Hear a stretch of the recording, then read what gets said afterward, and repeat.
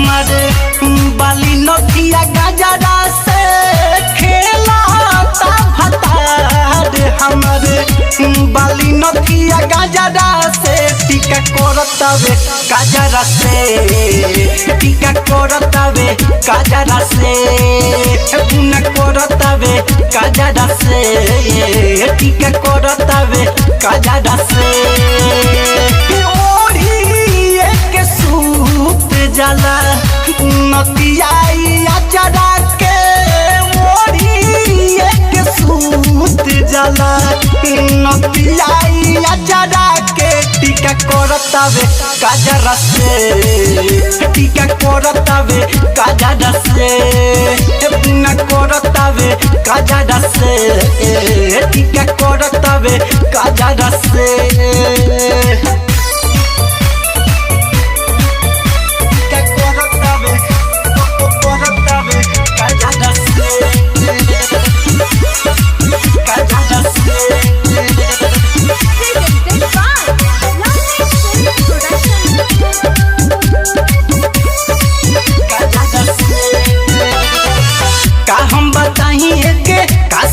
कुछ न हमारा बुझाला हो नयली बिस्टिक काटी के सोहिया हमारी तो खाला हो हमारी तो खाला हो का हम बताइए के का समझाइए के कुछ न हमारा बुझाला हो नयली बिस्टिक काटी के सोहिया हमारी तो खाला हो चुमा लेके भागो तरे सखी हमारा बाजारा से चुमा लेके भागो तरे सखी हमारा बाजारा से टीका करतावे गजरा से टीका करतावे गजरा से गुना करतावे गजरा से टीका करतावे गजरा से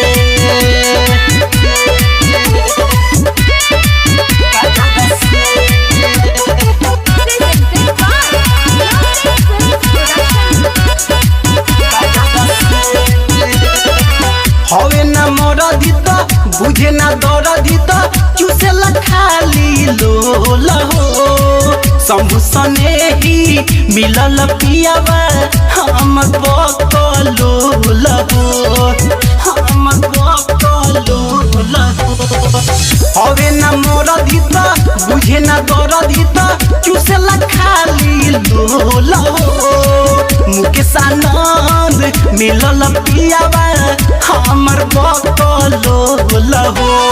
पानी बरसान हम तो भतराई खचरा से पानी बरसान हम तो